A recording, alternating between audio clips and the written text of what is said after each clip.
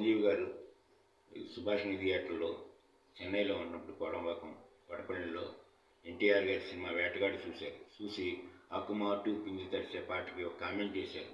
ఆ కామెంట్ ఏంటంటే అదే డ్యాన్స్ నేను కూడా వెళ్తే ఎరగదీసేది, ఆయన ఎరగదీశారు, అంతకంటే ఎరగదీశారు.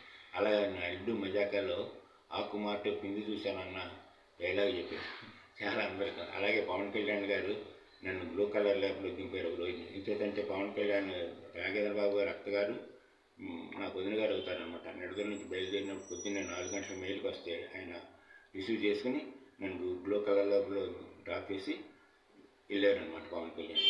అది ప్రముఖులతో ఎంతమందితో నాకు పరిచయాలు ఉన్నాయి. అవన్నీ ఒక్కొక్కటి వివరంగా మీకు మెల్లమెల్లగా ఒక్కొక్కటి చెప్తూ వీడియోలు పెడతా ఉంటాను. చూసి నన్ను ఆనందించండి, నన్ను ఆదరించండి. నమస్కారం తెలుగు ప్రజలకు.